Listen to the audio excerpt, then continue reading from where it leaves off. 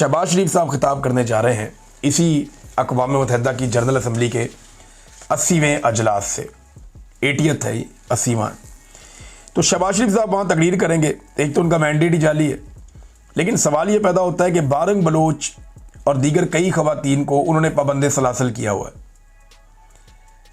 बार बार ख़वातीन को गिरफ़्तार करते हैं, तशद्दुद करते हैं, इंसानी हकूक़ की पामालियाँ लगातार हो रही हैं, जबरी गुमशुदगियाँ पाकिस्तान में हो रही हैं। बलूचिस्तान की माएँ इस्लामाबाद की सड़कों पे बैठी एहतजाज कर रही हैं, 2 महीने से ज़्यादा हो गया। और अदलिया के जजेस खुद इंसाफ मांगने के लिए दरबदर फिर रहे हैं, मारे मारे फिर रहे हैं, अपीलें कर रहे हैं। और पाकिस्तान अपने ही शहरियों पर ड्रोन हमले और जेट तैयारों से बमबारी कर रहा है। एक ऐसा वज़ीर आज़म जाएगा और जाकर अक़वाम मुत्तहिदा की जनरल असम्बली से खिताब करेगा, तो उसके अल्फाज में कितना वज़न होगा, जिसने खुद पाकिस्तान में जुल्म, जबर और फस्तायत का बाजार गर्म किया हुआ है। मिसाल के तौर पे अभी गिरफ़्तार हो गई फलक जावेद खान, ये रात को खबर आती है और इनकी फैमिली ने ये कंफर्म किया है कि फलक जावेद खान पंजाब में थी और ये महफूज थी और इनकी लोकेशन का किसी को पता नहीं था। बड़े लंबे अरसे से 9 मई 2023 से इनकी तलाश जारी है और ये तब से लेकर अब तक रूपोश हैं। इनकी बहन सनम जावेद खान गिरफ़्तार हो गई थी। उन्होंने बहुत लंबी अरसा जेलों में काटा, उन पे एक के बाद एक मुकदमा दर्ज किया गया, लेकिन बड़ी जुर्रत और बहादुरी के साथ सनम जावेद खान ने वो तकालीफ बर्दाश्त की जो मर्द भी बर्दाश्त नहीं कर पाते। और अब उनकी बहन जो है उन्हें गिरफ़्तार कर दिया गया। ये तब से लेकर अब तक रूपोश थी, ये सामने नहीं आ रही थी फलक जावेद। और इन्हें बहुत सारे लोगों ने मना भी किया कि आप अभी खामोश हो जाएं, लेकिन इसके बावजूद इन्होंने इमरान खान का साथ नहीं छोड़ा। ये अपनी पॉलिटिकल कमेंट्री करती रहती थी और अपनी पॉलिटिकल ओपिनियन देती रहती थी और उसमें कुछ चीज़ों से आप इत्तफाक कर सकते हैं, इख्तलाफ कर सकते हैं, लेकिन इन लोगों ने बड़ी तकालीफ बर्दाश्त की है। इनकी करैक्टर असैसिनेशन भी बहुत ज़्यादा की गई है। तो जब आप किसी की करैक्टर असैसिनेशन करते हैं तो वो रिएक्टिव भी होता है, ऐसा नहीं है कि यकतरफा ये काम चल रहा होता है। जब आप किसी के ऊपर उसकी ज़ात पे हमला करते हैं तो वो रिएक्शन देता है। लेकिन फलक जावेद खान ने बड़े लंबे अरसे तक रूपोश रहकर इमरान खान का साथ नहीं छोड़ा, बल्कि वो लगातार बहुत सारे पाकिस्तान तहरीक इंसाफ के लोग जो लीडर्स हैं वो बातें नहीं कर पाए जो फलक जावेद वो बातें करती रहती थी और वो खुलकर बोलती थी एस्टेब्लिशमेंट के ख़िलाफ़, इदारों के ख़िलाफ़। यानी जहाँ पे इदारे गलती करते हैं या उनकी गलत पॉलिसी है तो एस्टेब्लिशमेंट और इदारों की गलत पॉलिसियों के ख़िलाफ़। ये कहना गलत है कि वो एस्टेब्लिशमेंट के ख़िलाफ़ हैं या इदारों के ख़िलाफ़ है। इदारों के ख़िलाफ़ तो कोई भी नहीं होगा, हम तो उसको टैक्स देते हैं इदारों को। लेकिन ये है कि उनकी जो गलत पॉलिसी है उनके ख़िलाफ़ वो बोलती थी। अभी वो पंजाब से इस्लामाबाद पहुंची और वहाँ पे वो किसी एक फ्लैट में उन्होंने क़याम किया था। तो उन्होंने अपनी बहन से रब्ता करके बताया जी कि मुझे उठाने के लिए नामालूम अफराद आ गए। और फिर वहाँ पे गाड़ी भी देखी गई, उसका नंबर भी पता चला और नामालूम अफराद वहाँ पे पुलिस के हमरा आए और उन्हें अगवा करके ले गए।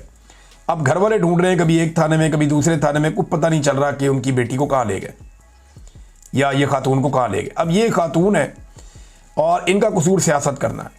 बहुत सारी और ख़वातीन भी सियासत करती हैं और उनकी आप सियासत से इत्तफाक या इख्तलाफ कर सकते हैं, लेकिन क्योंकि ये खातून है तो इनकी गिरफ़्तारी के बाद ख़वातीन का होना ज़रूरी था। एक दहशतगर्द की तरह आपको गिरफ़्तार नहीं करना चाहिए था। दूसरा, आप वारंट दिखा के तरीके से आप गिरफ़्तार करते। तीसरा, अब अगर आपने गिरफ़्तार किया है तो कानून के मुताबिक उनकी फैमिली को बताना आपकी ज़िम्मेदारी है कि ये फ़लाँ थाने के अंदर हमने इनको रखा है और उनकी खैरियत से आगाह भी किया जाए। खातून का मामला है ना, ये ऐसा तो नहीं है कि आप उठाएंगे। अब नवाज शरीफ की बेटी को जब गिरफ़्तार किया गया कानून के मुताबिक बाकायदा वारंट दिखा के बगैर टच किए, तो तब पूरे पाकिस्तान में कोहराम मच गया था। जब एक दिन बिलावल की पुप्पो को एक जगह से दूसरी जगह शिफ्ट किया गया शाम के बाद, तो रौला पड़ गया था, पूरे मुल्क में कोहराम मच गया था। और आज आधी रात को एक खातून को गिरफ़्तार किया जाता है और गायब कर दिया जाता है और उसकी फैमिली को भी सुबह तक पता ही नहीं है कि उनकी बेटी कहाँ है। तो ये तशवीशनाक बात है ना। क्या ख़वातीन सिर्फ जरदारी और शरीफ ख़ानदान में और कहीं नहीं है? तो यही शहबाज शरीफ अब जाके वहाँ पे खिताब करेगा। वैसे अब इनको अदालत में पेश करना चाहिए हर सूरत में, और बज़ाहिर दिखाई देता है कि जितनी कोशिश की है इनको गिरफ़्तार करने के लिए रियासत ने, शायद ये जल्दी बाहर ना आए, लेकिन इनकी बहन ने जितनी जुर्रत और बहादुरी के साथ सख्ती काटी है, और उम्मीद सारे यही कर रहे हैं कि ये भी बड़ी जुर्रत के साथ इस सख्ती को बर्दाश्त कर लेंगी। और अब फलक जावेद खान जो है ये कहाँ है, अभी जब मैं वीलॉग कर रहा हूँ अभी तक हमें इसका आइडिया नहीं है।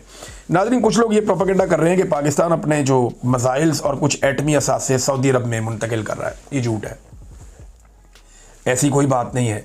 जो लोग ये बातें कर रहे हैं ना वो बिला वजह ज़मीन आसमान के कलाबे मिला देते हैं। ऐसा हो भी नहीं सकता। पाकिस्तान ने अपने मिसाइलों की जो रेंज है वो मुशर्रफ दौर में जो साइंटिस्ट थे जो मिसाइलों पे काम करते थे उनके इंटरव्यूज़ के मुताबिक जानबूझकर इतनी रखी कि इसराइल को उनसे ख़तरा ना हो।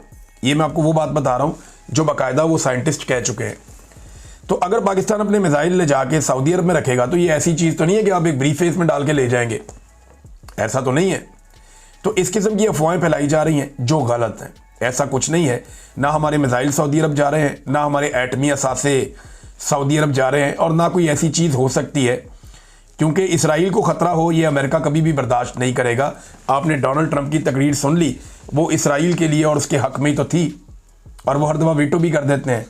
तो ये सिर्फ कहानियाँ हैं और झूठ है और प्रोपेगेंडा है, और पाकिस्तान के ख़िलाफ़ इन चीज़ों को मुस्तकबिल में इस्तेमाल किया जा सकता है। लिहाजा जो नादान दोस्त हैं वो ऐसी हरकतें और बातें करने से बाज रहे हैं। इमरान खान की बहनों को कल इमरान खान साहब से फिर नहीं मिलने दिया गया, मगर पंजाब असम्बली के अरकान बहुत बड़ी तादाद में और टिकट होल्डर्स वहाँ पर पहुँचे। उन्होंने इज़हार यकजहती किया।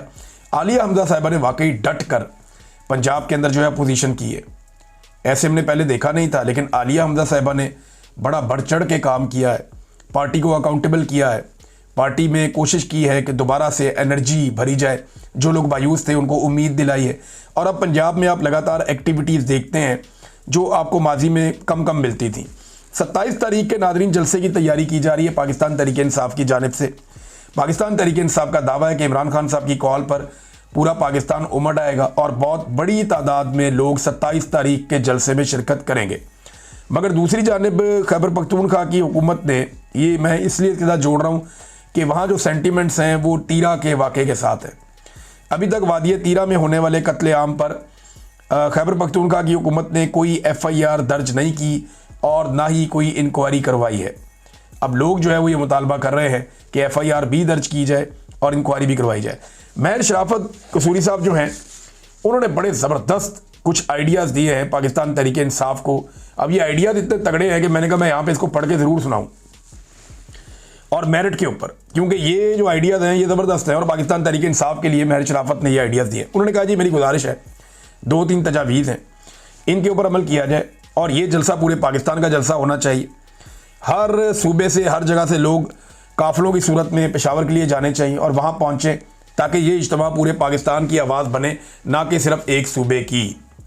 पहली तजवीज़ वो ये कह रहे हैं कि जो लोग हकीकी आज़ादी की जद्दोजहद में 9 मई में 26 नवंबर को ड्रोन हमलों में शहीद हुए हैं, उनकी तस्वीर के साथ लोग जलसागाह में आएँ और उनकी तस्वीर दिखाएं कि 9 मई पे, 26 नवंबर पे और उसके बाद जो लोग शहीद हो गए ड्रोन हमलों में, ये उनकी तस्वीरें हैं। जो बच्चे शहीद हो गए उनकी ये हैं, तो हम उनके साथ इज़हार यकजहती करते हैं। बड़ा अच्छा आइडिया है। अब तक के लिए इतने, अपना ख्याल रखिएगा, अपने इस चैनल का भी। अल्लाह हाफ़िज़।